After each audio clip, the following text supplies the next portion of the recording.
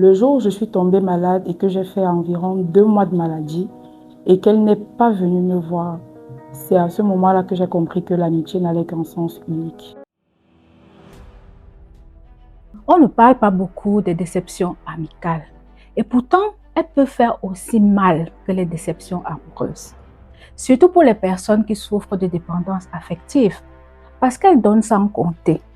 Elles s'oublient dans la relation et entretiennent sans le savoir une amitié qu'elles sont les seules à valoriser et à nourrir. Or, les amitiés à sens unique font très mal. Et parfois, pour se retrouver, il est important d'ouvrir les yeux sur cette réalité-là que parfois tu refuses de voir. Dans cet épisode, Ivana va nous partager le moment où elle a enfin compris que son amitié était malsaine. Et après chacune de ces réponses, je vais intervenir pour mettre en lumière ce que ce type d'expérience dit de nous, de nos limites et surtout de notre capacité à réapprendre à nous aimer et à nous respecter. Le jour où je suis tombée malade et que j'ai fait environ 2 mois de maladie et qu'elle n'est pas venue me voir, c'est à ce moment-là que j'ai compris que l'amitié n'allait qu'en sens unique. Pourtant, moi, peu importe le problème qu'elle avait, j'étais toujours la première personne à courir, à laisser même passer mes priorités pour lui faire plaisir. J'étais prête à annuler tout ce que j'avais programmé, que ce soit mes sorties, tout ce qui va avec, pour me rendre indispensable pour elle. Parce que j'avais l'impression que, en faisant ça, j'étais importante à ses yeux. Mais quand je suis tombée malade et que les premières personnes qui sont venues me voir, celles-là qui prenaient de mes nouvelles chaque jour, étaient des personnes que je ne considérais même pas et qui me laissaient croire que je forçais l'amitié de l'autre côté. Pourtant, il y avait des gens qui avaient beaucoup d'estime pour moi. Ça m'a vraiment touchée. Ça m'a vraiment fait mal. Le pire, c'est que j'essayais toujours de lui donner une raison. Toujours. J'essayais toujours de croire qu'elle a une raison de faire X ou Y. Pourtant, l'amitié n'allait qu'en sens unique. Donc, en gros, j'étais seule dans la relation. J'ai eu beaucoup mal, comme si c'était une déception amoureuse. Parce que vraiment, je l'aimais beaucoup. Quand une personne donne sans compter et découvre subitement que l'autre ne répond pas avec la même intensité, c'est une confrontation directe avec le déséquilibre. Cela révèle toutefois une certaine vérité. Oui, on projette beaucoup sur les autres une amitié que l'on voudrait recevoir et non pas celle que ces personnes aimeraient réellement nous offrir. C'est pourquoi l'amitié n'est pas toujours réciproque. Tu peux penser que quelqu'un est ton ami et t'investir à fond dans votre relation, tandis que cette personne-là te considère simplement comme une connaissance avec laquelle elle ne partage que des moments ponctuels et limités. Cette personne ne va pas s'engager dans ta vie, elle ne sera pas là quand tu auras besoin d'elle, elle fera moins d'efforts que toi. Mais si toi-même de ton côté, tu mets cette personne-là au centre de tout, tu lui donnes un accès total à ta vie ainsi qu'un certain pouvoir sur tes décisions, alors on peut dire que toi aussi, sans le savoir, tu contribues à entretenir une dynamique qui te fait souffrir. Et parfois, il est important de prendre conscience de ce déséquilibre-là afin de pouvoir s'en libérer. Il y a eu plusieurs signes qui ont montré que cette amitié n'allait qu'en un seul sens. Mais bon, j'avais décidé de fermer les yeux sur ça. Par exemple, elle ne venait jamais chez moi, c'était toujours à moi d'aller chez elle. Quand on avait un problème, c'était toujours à moi de lui écrire.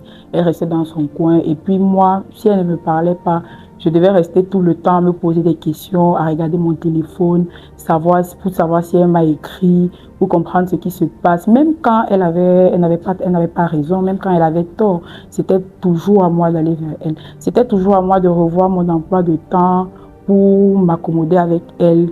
Je n'arrivais jamais à lui dire non. Question de ne pas la mettre en colère. Parce que quand je lui disais non, j'avais l'impression de me sentir mal. Je me sentais mal même parce que j'avais pas l'impression, je me sentais mal. Je n'arrivais vraiment pas à lui dire non. Et puis, avec du recul, je me suis rendu compte que je pouvais poser des limites. Mais si j'ai continué cette amitié, c'est parce que, oui, elle avait beaucoup de, comment je vais appeler ça, elle avait beaucoup de qualités. C'était quand même une fille qui était très gentille. Elle était, bon, elle était très gentille, elle était toujours là. Mais sincèrement, il y a eu beaucoup de signes qui ont montré que cette amitié n'allait qu'en un seul sens. Par exemple, quand elle avait l'occasion de parler de ma vie, des choses que je lui confiais à d'autres personnes et de se moquer, elle n'hésitait pas. Moi, par contre, je prenais toujours sa défense devant tout le monde, même quand elle n'avait pas raison, parce que oui, c'était une fille qui gaffait beaucoup. Même quand elle n'avait pas raison, j'étais toujours en train de prendre sa défense. Mais de mon côté, c'était pas ça. C'était toujours à elle de prendre des décisions, de dire on va faire ça, on va faire ci. Mais moi, j'essayais juste de m'aligner, d'aller dans le même sens parce que je me disais que si je m'opposais, elle allait peut-être se sentir mal et tout. Donc, vraiment, son bonheur passait clairement avant le mien. Ce mélange de lumière et d'ombre est typique des relations déséquilibrées. En fait, ce qui nous piège souvent dans ce genre de relation, ce n'est pas ce que la personne fait de mal. Non, non, non. C'est surtout la récompense intermittente. C'est-à-dire que parfois cet ami-là ou cette amie-là va nous montrer de la chaleur, va nous accorder du temps. Elle sera constamment là pour nous, même quand on ne s'y attendait plus. Elle va nous donner juste assez pour la conserver dans notre relation. Donc, cette amie-là ne va pas toujours avoir des comportements négatifs. Non, elle a parfois des qualités. Parfois, elle fait des choses bien. Elle va te rejeter aujourd'hui, t'humilier demain, mais tout de suite après, elle sera très bienveillante avec toi. Elle sera disponible pour toi. Et c'est justement cette dissonance cognitive-là qu'elle va entraîner chez toi qui va t'amener à être confuse. Tu ne sauras pas s'il faut que tu mettes des limites, que tu rompes la relation ou alors s'il faut que tu lui donnes une seconde chance. Et malheureusement, plus tu laisses faire, moins tu mets des limites, plus tu autorises cet ami ou cette amie-là à te manquer de respect et à te considérer comme étant une évidence, un acquis pour qui on ne fera pas d'effort. La dépendance affective a vraiment changé ma manière d'agir. Oui, parce que j'avais l'impression que je devais me rendre indispensable pour qu'elle reste dans ma vie. Parce que quand je restais sans lui parler, j'avais l'impression que quelque chose n'allait pas. Du coup, je me retrouvais en train de lui dire oui à tout. Donc, je me préservais, je m'effaçais pour préserver l'amitié. Donc, je m'effaçais pour préserver l'amitié. J'avais l'impression que quand je répondais constamment à ses attentes, j'étais rassurée, je me sentais importante. Donc, j'avais toujours besoin de sa validation avant de faire quelque chose. Si je voulais prendre une décision, si elle n'approuvait pas, je me sentais mal. Donc, j'avais toujours besoin d'entendre son oui, vas-y, avant de faire quelque chose. À ce moment-là, je me sentais tellement rassurée. Je pensais qu'elle était là, qu'elle était importante, qu'elle m'aimait. Pourtant, la vérité, c'est que plus les jours passaient, plus je m'effaçais. Donc, j'avais l'impression de ne vivre que pour ses yeux, comme on dit souvent. Donc, je ne vivais que pour elle en quelque sorte. Donc, c'est comme si ma vie entière, elle avait le contrôle sur ma vie. Voilà. Parce que toutes les décisions que je devais faire, toutes les décisions que je devais prendre, si je n'avais pas son mot, si je n'avais pas son mot, je n'avançais pas. Donc, la vérité, c'est que je ne vivais que pour elle. Bon. La dépendance affective n'est pas juste un besoin excessif d'amour. C'est parfois le sacrifice de soi, la soumission aux attentes de l'autre. C'est aussi le résultat d'une identité fragile et d'une valeur personnelle qui est encore un peu instable. On va donc devenir ce que l'autre veut, parce qu'on veut que notre ami nous apprécie. On ne veut pas qu'il nous abandonne, on veut qu'elle nous aime, qu'elle ne nous rejette pas, parce que c'est son regard qui détermine notre valeur dans la relation. On va donc donner à cet ami-là un pouvoir parce que nous confondons être validé avec être accepté, aimé et respecté. Donc, si tu me valides, c'est que je compte pour toi et c'est que je suis importante. Le pire, c'est que même dans ma propre relation, elle avait toujours son mot à dire. C'est moi qui laissais cette ouverture-là. Donc, si je devais prendre une décision, donc je la faisais même passer avant ma relation amoureuse. Parfois même avant ma famille. Au point où même ma mère disait que, mais qu'est-ce qui se passe? Tu montes, tu descends, c'est seulement son nom. Tu montes, tu descends, c'est seulement son nom. Donc, elle avait clairement le contrôle, si je peux dire ça comme ça. C'est triste, mais c'est vrai. Quand on choisit de rompre enfin une amitié déséquilibrée, c'est parce que nous avons réalisé que nous méritons d'être mieux traités. C'est parce que nous refusons de rester dans une relation où on ne nous accorde pas du temps et de la considération. Apprendre à dire non est fondamental parce que cela nous permet d'assumer notre propre valeur et de nous faire respecter auprès de nos amis. Parce que quand nous mettons des limites, nous arrêtons de mendier de l'attention et nous commençons à exiger du respect.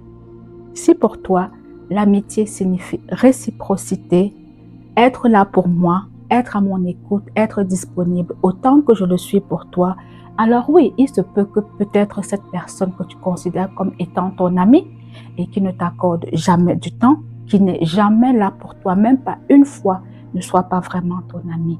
Il serait peut-être important de revoir tes définitions, de revoir vos attentes mutuelles afin de savoir à quel niveau est-ce que votre relation se trouve.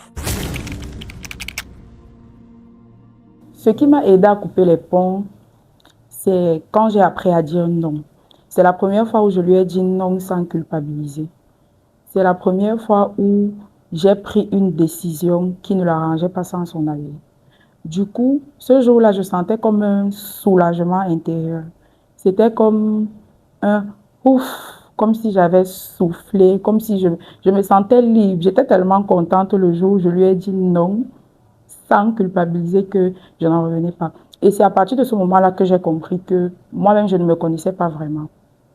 Moi-même, je ne me connaissais pas. C'est à partir de ce moment-là que j'ai appris à me connaître, j'ai appris à travailler sur moi, à poser mes limites, à dire non, à me faire passer avant toute autre chose, avant toute personne. Et actuellement, je pense que c'est la meilleure décision que j'ai prise dans ma vie, c'est de faire passer mes priorités avant le besoin de toute autre personne. Parce que oui, ça m'a beaucoup aidé. Sinon, parce que après, c'était moi qui souffrais toujours. Peu importe, dans les amitiés, j'ai toujours l'habitude de faire passer les gens avant moi, de faire passer leurs priorités et tout, d'être toujours présente. Mais après, j'ai compris que c'était moi qui souffrais par la suite. Et je souffrais énormément. Aujourd'hui, j'ai appris à ne plus manger l'attention de quelqu'un, que ce soit dans une relation amicale ou amoureuse. Parce que oui, ça c'est de la mendicité. Tout le monde le voyait, sauf moi. Parce que j'essayais toujours de trouver des raisons. Parce que oui, j'ai un défaut. Mon défaut, c'est que quand j'aime une personne, vraiment, je l'aime comme si c'était moi-même. Je l'aime comme si c'était moi-même. La personne n'a même pas besoin de faire beaucoup d'efforts. Mais si je t'aime, je te prends comme ça. Et au moins détail, au moins petit problème, je me sens tellement affectée. Mais aujourd'hui, j'ai essayé davantage de mettre un certain équilibre. De mettre un certain équilibre parce que j'ai compris que dans une amitié saine ou dans une relation saine, l'énergie circule dans les deux sens. Ce témoignage nous rappelle une chose essentielle. Ce ne sont pas les autres qui définissent notre valeur. C'est la place qu'on se donne dans notre propre vie et dans la relation que nous entretenons avec nos amis. Ce n'est donc pas ton pote ou ta meilleure amie qui va te donner de la valeur. Parce que les relations déséquilibrées ne nous détruisent pas par hasard. Elles nous révèlent ce que nous devons apprendre, ce que nous devons guérir et jusqu'où nous pouvons aller pour ne pas nous perdre nous-mêmes de vue.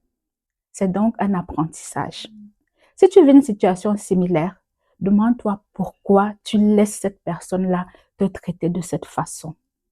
Pourquoi est-ce que tu penses que sans son regard, tu n'es pas quelqu'un d'important? Et surtout, pourquoi est-ce que tu penses que son comportement est acceptable? Parce que c'est parfois à ton niveau qu'il faut travailler. Cette amie-là t'a parfois montré les couleurs dès le départ. Elle a affiché ses limites, ce qu'elle ne voulait pas ou ce qu'elle ne pouvait pas.